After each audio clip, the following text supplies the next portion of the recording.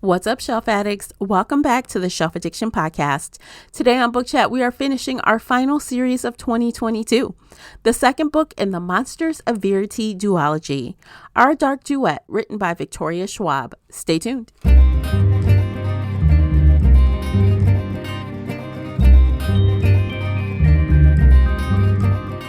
Hey everyone, I am your host, Tamara, and welcome back to the podcast. If you're new here, we're going to feed your shelf addiction with fun book conversations, bookish topics, and more. It's like listening in on your favorite book club.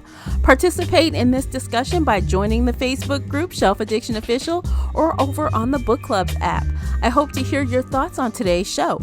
You can also find me and Casey on Twitter and Instagram. The links for everything I've mentioned are below in the show notes. If you enjoyed today's episode, please support the podcast by sharing it with some book nerd friends or on your favorite social media space. And don't forget to hit that like button and subscribe before you leave. That will really help me out, and I appreciate you for doing it. The uncut video version of this podcast is available right now over on Patreon. Join us there for exclusive videos, including after shows and more. So if you're interested in that at all, you'll need to come over onto Patreon and sign up. As always with Book Chats, we talk spoilers here, so you've been warned. Without further ado, let's begin. Joining me is fantasy series co-host Casey from Heartful of Ink. Welcome back, Casey. Hello. I'm happy and excited to be here. Yes, I'm happy you're here as always. So we're going to go ahead and give our stats and the synopsis, and then we'll jump right on in as we do. So today we are discussing the second and final book in the Monsters of Verity duology. It's called Our Dark Duet. It was published June 13th, 2017 by Green Willow Books and Harper Audio.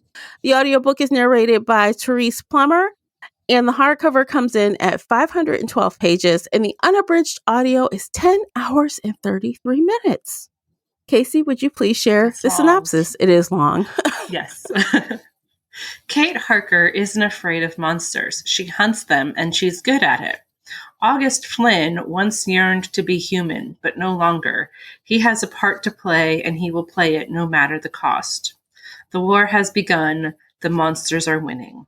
Kate will have to return to Verity. August will have to let her back in.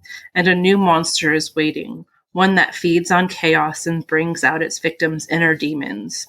Which will be harder to conquer, the monsters they face or the monsters within? All right. So, as we do, high level. High level. Do you want me to go first? Yeah, sure. Go ahead. So this is going to sound really mean, and I'm sorry. Don't apologize. Also. Sorry, not sorry. Sorry, not sorry. I'm not trying to intentionally be cruel when I say this, but I feel like if I look at this book at just the surface level, just the superficial surface level, and I turn off my brain and I don't question anything and I take everything at face value, then it's a decent book. Mm-hmm. But because I'm me and I like to question things and I keep questioning things and I keep poking, it all unravels and like nothing makes sense. And I'm left holding a pile of pages and I'm confused and don't know what just happened. You are the queen of plot holes. And I think because of you, I've become really in tune with plotting, and I too notice things. And unlike you, I was unable to separate the two versions of this book, and I just didn't really think it was good. I thought the end was good. I give her lots. The end surprised me. It was a good ending, and I liked it. I give her lots of credit for going against the grain of typical YA, so she gets points on that. But let's. I feel like I'm going to have a laundry list of problems. First and foremost, if you guys remember in the last episode, I said it took a lot for that story to get going, and I wanted this story to start immediately. And I don't feel like I got that. It was another 40% before I was even interested in what was happening. What about you? Yes, but the very first line, well, you said you want this book to hit the ground running. And the very first line of this book is Kate hit the ground running. What a fiasco. And I stopped and I laughed at that. What a fiasco. I was like, oh my God. Like, literally, I guess, but not really. Yeah, no. It just like that was the first line, and I had to stop and laugh and appreciate that moment. But you're right, it did drag. It did take forever to get to the meat of the story. Right.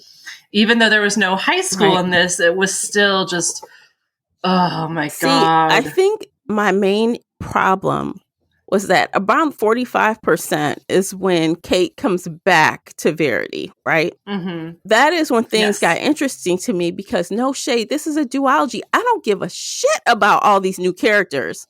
There's a lot of, I don't care about them.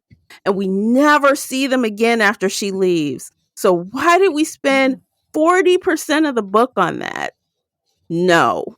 The other thing is she doesn't explain her world building. And this is where I have to like literally turn my brain off because it does not make sense. And I'm sitting here going, make it make sense. Why does Prosperity not really have any monsters? Or they're so removed from monsters that they don't know how to hunt them or fight them, and the police are hiding them because monsters aren't real here, but monsters are real in Verity. And why is that? Why is that? Why was everybody so worried about monsters before in book one? You know, the waste is all this empty open space where monsters could be, but somehow Prosperity is monster free? How? Why? What is this? Seems weird. Doesn't make sense. Like there are violent people everywhere. People will be, you know, killing each other. If they're making the monsters with their own violence, why aren't there more monsters? I don't know. But then suddenly this chaos eating monster shows up there. Chaos eater. Yeah. He shows up there and then she follows it back to Verity. So why? How? Right. I wanted an explanation, and I don't want the author to come in and be like, okay, so here's this new monster and here's exactly where it came from. And here, you know, like you don't want to be told everything, but none of the characters even questioned it. They didn't have any theories. And like, that's half the fun is kind of going through all the potential theories with the characters and going, what could it be? What is right? But nobody questioned it. And I kept waiting for valid that theory in our last episode. Yes. And I wanted that to be true. And when he kind of like became real at the end, I was hoping and hoping and hoping that it would like look like Leo and we would have this grand explanation and everything would fall into place. But no, it never came to be. And so again, I don't understand why this new monster was created over in Prosperity where there are no monsters versus Verity where there's all these monsters, or where Alice was created at that house. And like, again, if I turn my brain off and I don't ask questions and just accept it, like, okay, yes, there's a new monster. Sure, let's follow it around. But it doesn't make sense. And I can't turn my brain off. And that's my problem.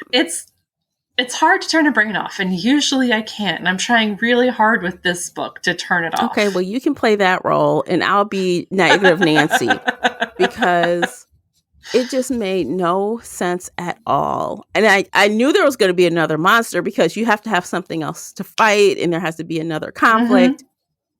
But man, she did that really oddly. I didn't like that at all. And I do think even Kate spending, again, I have a problem with the introduction of a lot of characters in the second book that is also the end.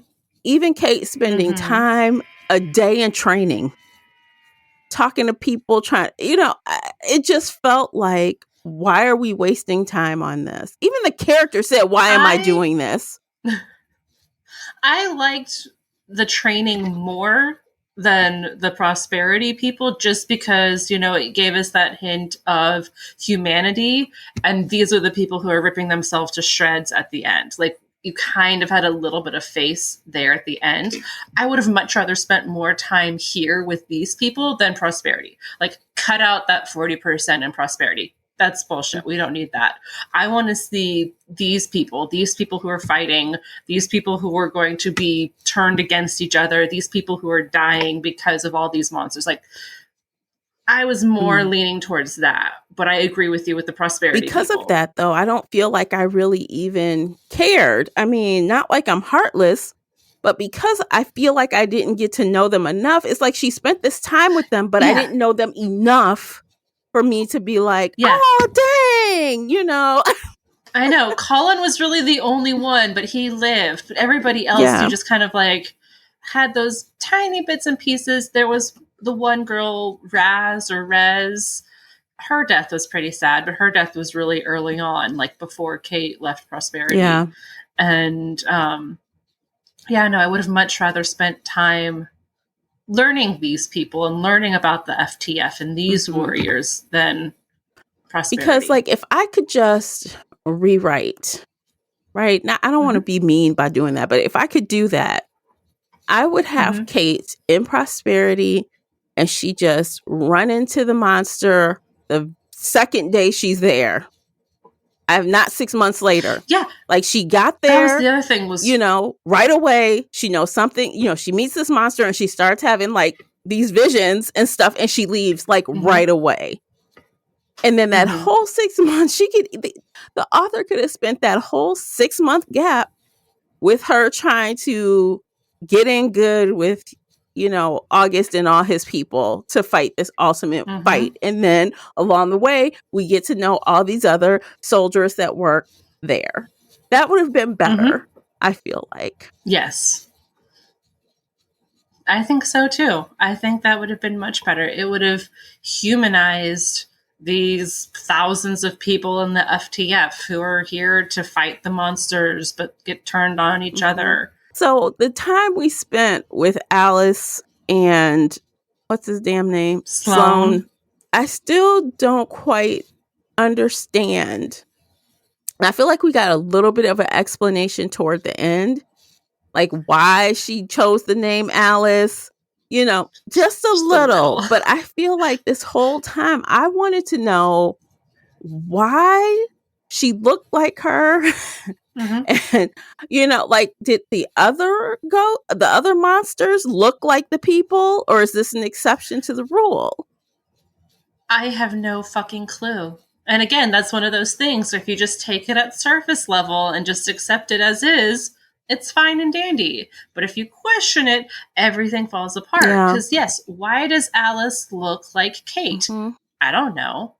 Sloane kind of looks like her dad, but doesn't look like her dad. And she mentioned that he was and he wasn't her dad. So I don't know. Every other Malachi is described as kind of like a zombie-like creature. In book 1, they were described as having a hive mind. So why are Alice and Sloane so smart? Is it because of the Harker bloodline? Is it because something else? Is it... I don't know. There is no explanation given, and nobody ever theorizes about it. And like, even if the author knows why in her head, nobody questions it in the book. Nobody goes, nobody questions it. Yeah. And that's frustrating. That's where I'm like, I have to turn my brain off. I have to, shove a rag in my mouth so I don't question it. Because I'm like, but why? Why is Alice so smart? Why is Alice so keen on killing Kate? Like, right, like, why? Why? Every other Malachi is like a mindless zombie that just wants to eat. Why are you, like, thinking and planning like, is she and murdering? Jealous? Like, the only thing I could think is, like, are you jealous that Sloane is using all his brain power to get people that look like her? And... he's obsessed with her, but you're not. I mean, I don't, because she had this whole thing with calling him father, and this, I just didn't grasp. It was like the two evil parts of the Harkers were like coming together, but also fighting. And there was no reason given. There was no explanation, and it couldn't even be because they were evil people, because Kate still had all the evil inside her that was being awoken by this new monster, and she was still super violent. So it wasn't like the violence left her. Right. But also, here was another question I had. Mm-hmm. Kate murders again Mm-hmm. in this book. Mm-hmm. Kate is welcomed into a house by a strange man, and then he immediately tries to throw her out the front door so the shadow monsters can eat her. Mm-hmm. But she ends up throwing him outside and locking the door behind him, and he gets just completely demolished and eaten. And that's murder, right? Would you consider that murder? I think if we're going with intent, yeah. Even though she didn't physically murder him. She didn't physically kill him, but she caused his murder. She caused it. And I feel like that would have stained her soul even more. Mm-hmm. But more than that, why didn't that create a Malachi? Why was there not Alice 2.0 popping out and running around? Why not? Yes. Why not? She didn't pull the trigger, but she locked the door. She threw him out. See, I think in this... See, there's a lot of murkiness going on with that whole thing, because even later, when the one woman was outraged that her husband was killed and she attacked, August, she was trying to murder him. She was trying. She shot him 6 times in the chest, but because he can't die, he didn't die, even though he had 6 bullets in his chest. So it's not about intent then. It's about if you physically, literally murder somebody. Mm-hmm. So in her case, she got a pass because, hey, I'm not dead. So there we go. And in this case, Kate got a pass because she didn't literally do it. Literally kill him. Except she literally pushed him out the door into the waiting arms of the monsters and locked the door behind him. Okay, I understand what you're saying, right? I understand the clarity of why it's her fault. But if we're going with what the author is trying to do, it's let's say you're arguing with someone on the street. You shove each other, you shove them, they fall in the street and they get run over by a bus. The bus driver is the one that killed them. Literally. Yes, literally. But you were the cause. The police arrest? They're gonna arrest the damn bus driver, bet you.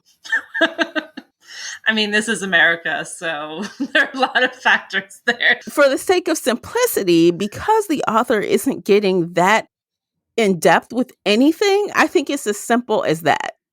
Did you actually, Yes and no. Just because she's not going there. She's not getting philosophical. We're not talking about when she killed the one woman with the daughter, when August consumed her soul when she was in line trying to get in there.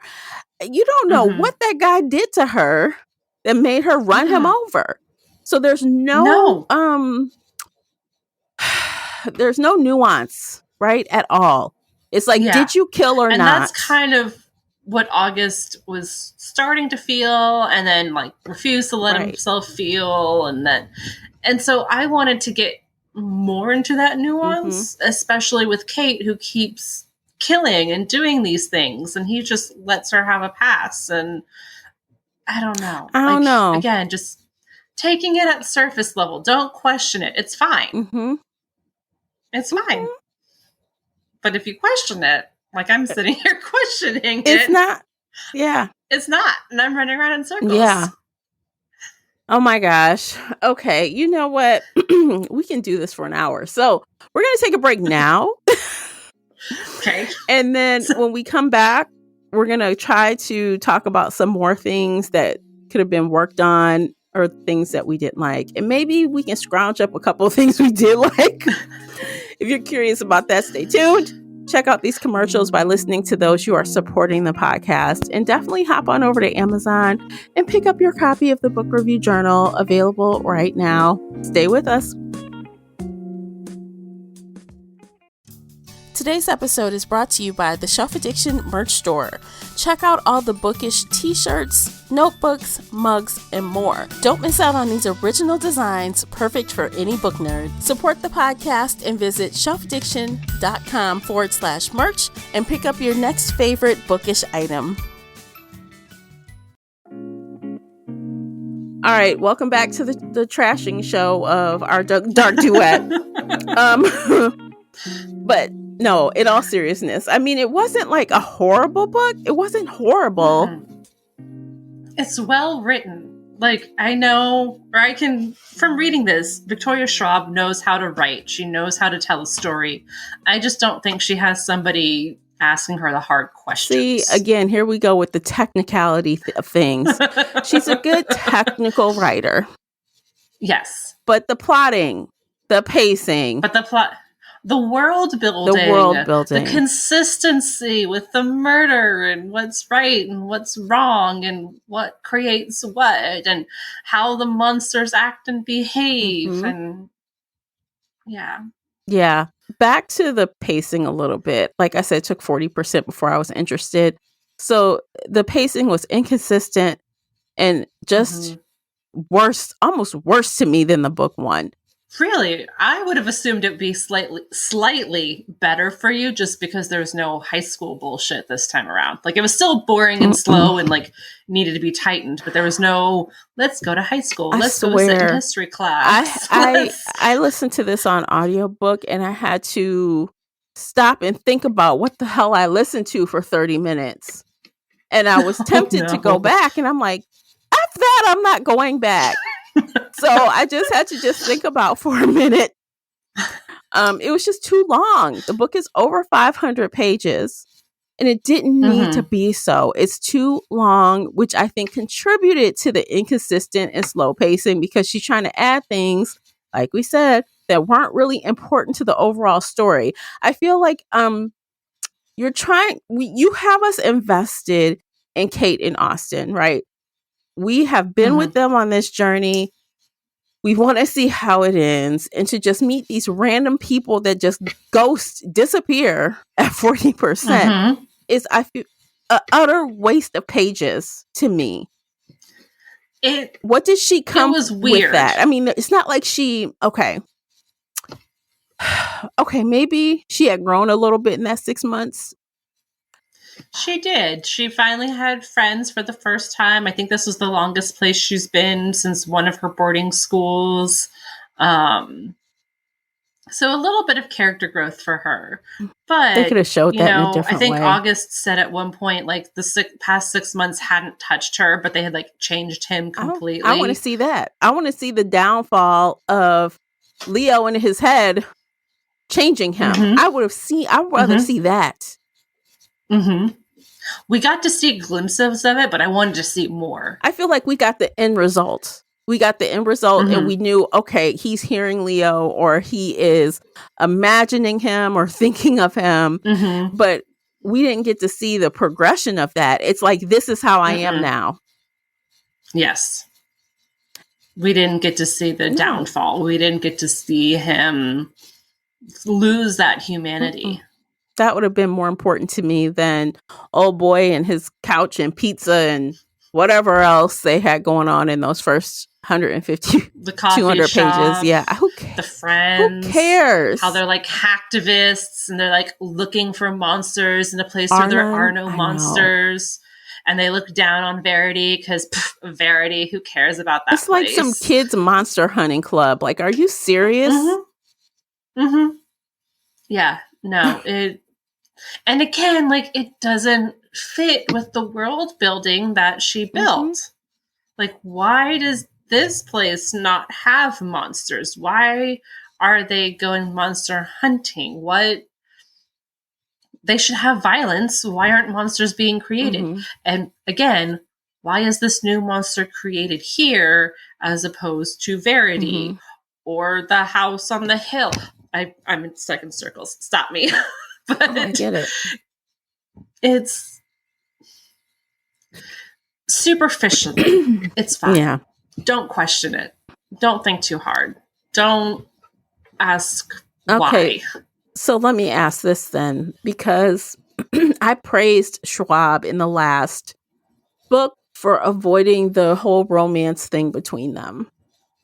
Mm-hmm. And it had this little romance subplot here a little bit. And I'm like, the fuck?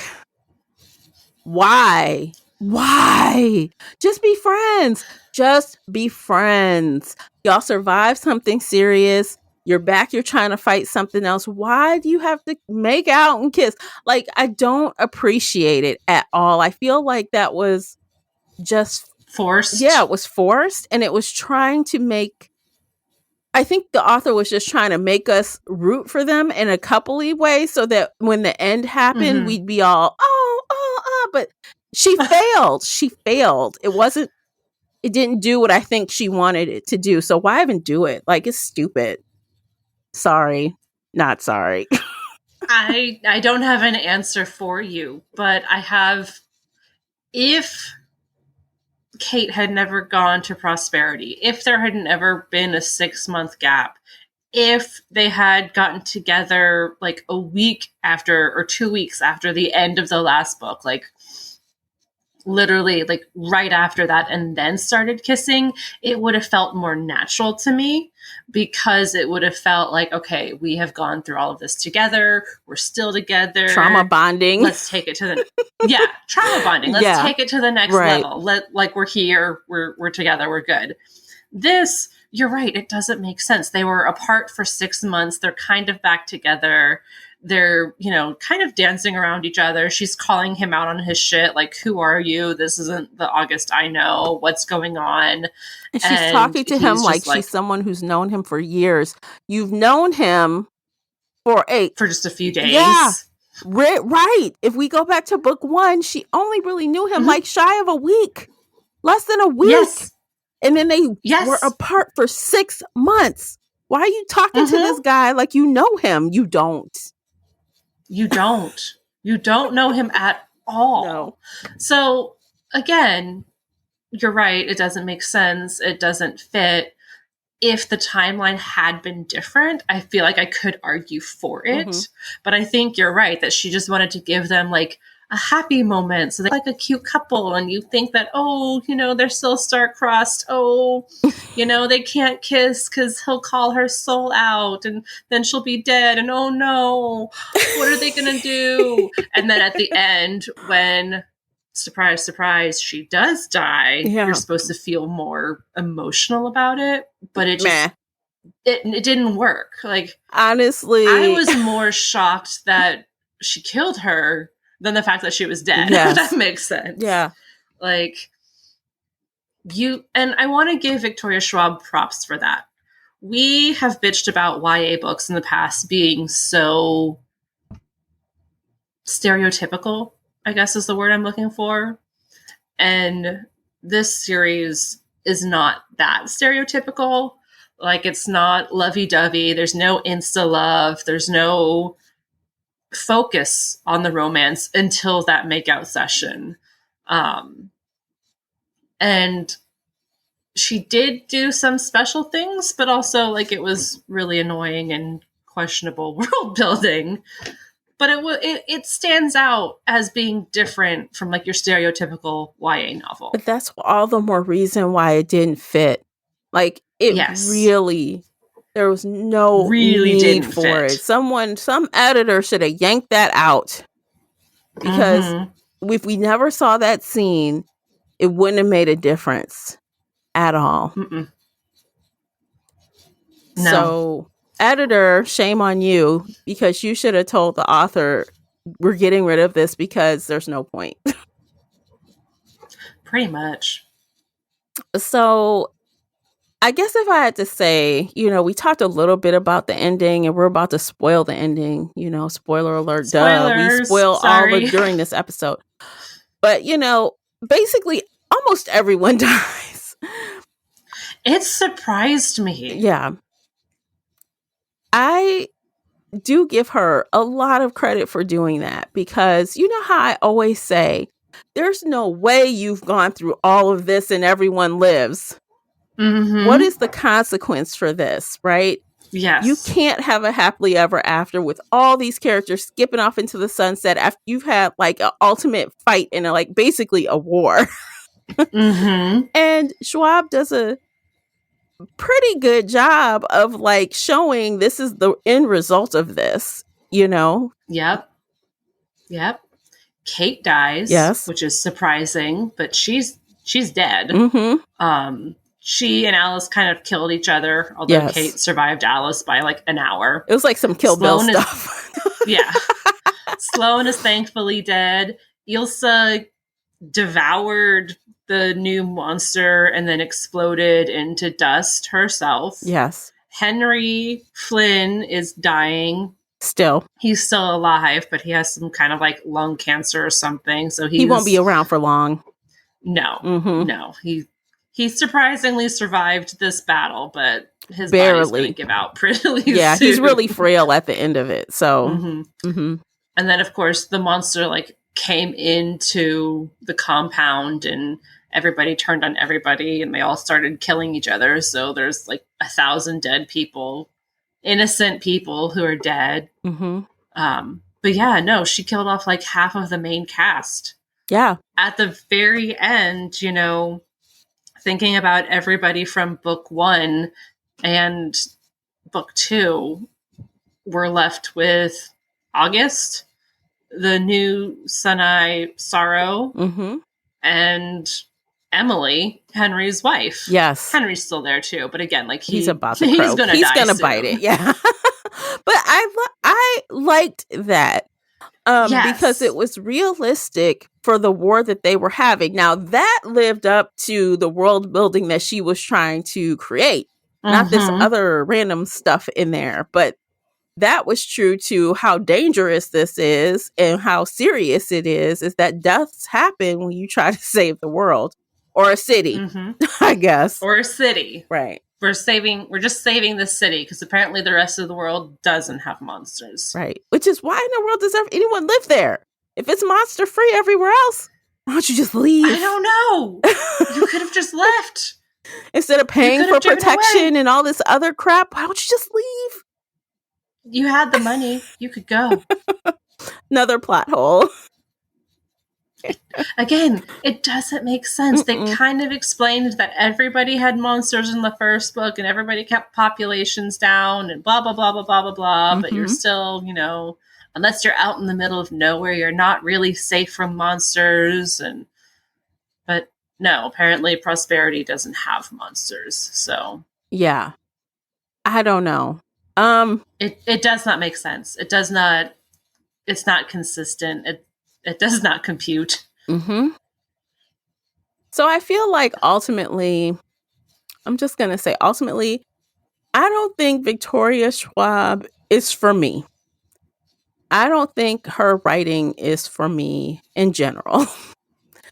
I'm not her target audience because clearly, you know, I was looking at Goodreads and the average rating is 4.16 with about 45,000 ratings, a little over almost 47,000 ratings.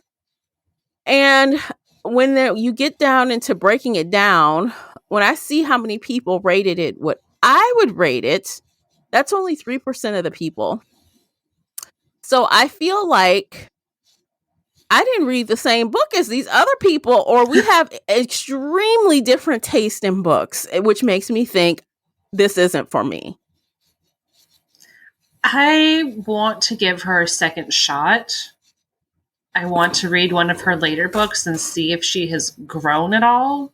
If she has somebody asking her the harder questions. Because again, like at a superficial level, I understand what she was trying to do. You know, she asks all the questions on the last page. Like, how do we judge these people who were, you know, consumed by the monster and started killing, but they didn't really mean to kill? Do we just kill all of them or do we let them live? And August is like, no, we let them live. We don't judge them on this. And like, I get what she's trying to say with all of that. But also there are so many questions and so many world building issues and so many plot holes. And I'm just like, I want to like you and I want to read this, but there's just so much that I can't handle with it at the same time. Well, okay, we read, what was it, Shades of Magic by her. Oh yeah, I And forgot about that. I thought it was okay, right? So Shades of Magic, book 1, I gave 3 out of 5. I thought it was okay. I had my issues. Mm-hmm. This Savage Song, the first book in this duology, I gave 3 stars out of 5. I thought it was okay, but I was holding out for this potential that did not materialize. So I don't feel like I want to give it another chance. I really feel like, and I feel like the problems I had with Shades of Magic is the problem I had with this series. The pacing, so I just, I'm not giving her any more chances. I'm done. That's fair. That's very fair. Mm-hmm.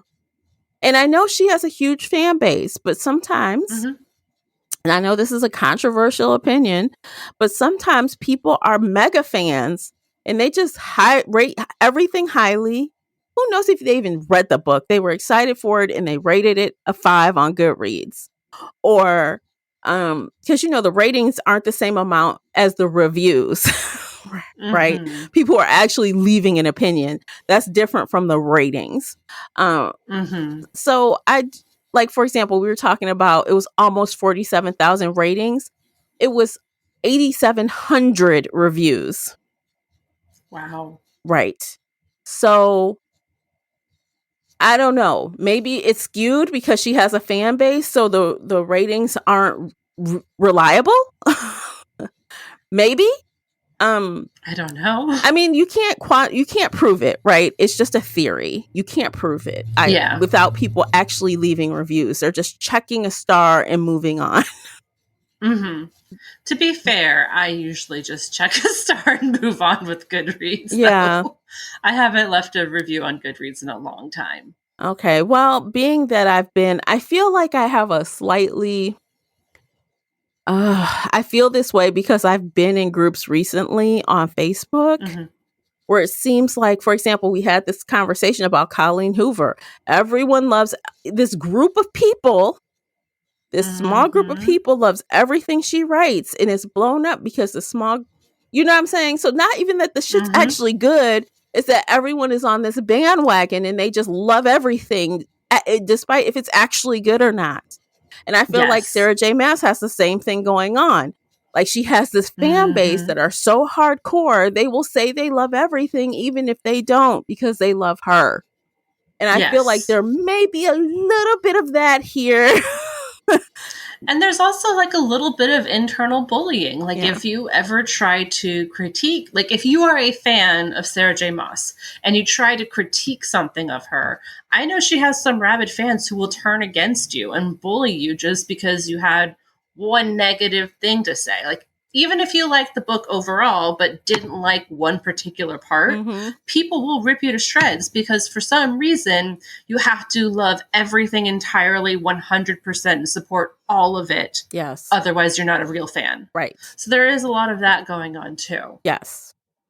So I don't know. So with that said, again, I'm done. I'm not. That's fair. I'm not going to give it round 4. This will be if I go another time, it'll be round 4. I think 3 is enough for me, but you're going to give it a go again later. I think so. Okay. Like The Invisible Life of Adeline, I've heard a lot of people tell me it's really good. And it's on my to be read pile, so I think I'm going to try that. Okay. But I'm going to give it a shot and see if it's good. It might suck or I might love it. Like, I don't know. It might be okay. I mean, this one has over 700,000 ratings. And it's average of 4.22. It blew up. And people liked it. They did. But again, this series blew up and everybody liked it. Yeah. And it had a very similar, 4+ star rating on Goodreads. And I'm not giving this one a 4 stars. So we'll see. Yeah. If I try it, I'll tell you. If I don't. Okay, well, speaking of ratings, let's go ahead and rate it. If you have anything more to talk about, we can do that first. Otherwise, I say let's rate it. I could rant, but I don't feel like it. Okay. So Like, this book is real thick, and I'm sure I could find things to rant about it, but I'm over it. Yeah. I feel like we've said everything we need to say. Yeah. Okay. Well, let's rate our Dark Duet, book 2 in the duology. Book 2. Casey, you go first. I gave book 1 3 stars. This one, I think I'm going to be nice and give it 3 stars too. Okay. I have so many questions, but again, at a superficial level, if I don't question, if I don't think, it's fine. Okay. So I am going to deviate. The first book I gave 3 stars because I thought it was okay, right? It was fine. Mm-hmm. And I was hopeful of what was next. But I feel utterly disappointed, more disappointed. So I think it got more points on the negative than on the positive, although I did have a couple of things I enjoyed. So I'm going to go with the 2. Honestly, 2 out of 5. So, yeah. And I couldn't have been more relieved that this was a duology and not a trilogy, because I would have been bawling my eyes out if I had to read one more book in this world. So lucky me. No. It was wrapped up nice and neat. It is over. Yeah. Hopefully there will not be anything else in this world, because we do not need to go down that road. And if it is, I'll ignore it, because I feel like it's done. It was a good ending. What else can you do? I don't know. No. So with that said, I think we should just do a little bit of housekeeping, let you guys know that we are not doing a fantasy series book in December. We're going to take December off. Woo, vacation time.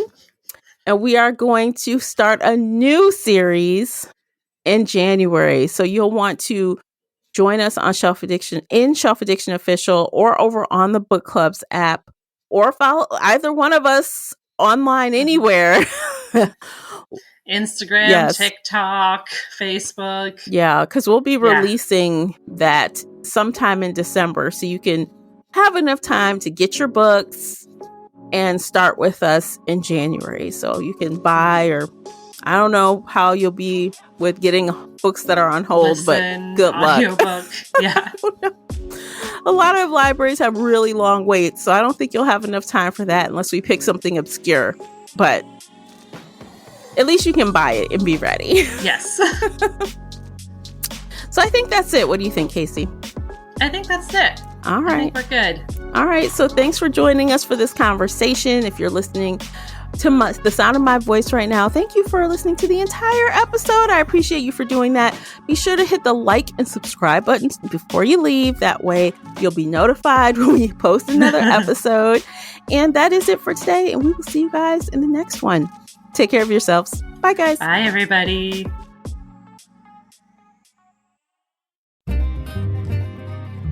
If you enjoyed today's episode and would like to show your support, there are a few things you can do. Head on over to Apple Podcasts and leave a positive 5-star review, or like this episode on your favorite podcast player. It seems so simple, but it really helps me out. You can share this podcast with other book nerd friends or on your favorite social media space. You can also join the Shelf Addiction Patreon family. For as little as $2 a month, you will help us produce even more awesome content for your ears. You can also consider joining the Shelf Addiction Official Facebook group, where we talk all things bookish and more in a safe space. The Shelf Addiction podcast is a part of the Nerdy Maven Network. You can also reach us via email at info@shelfaddiction.com. Thank you for listening.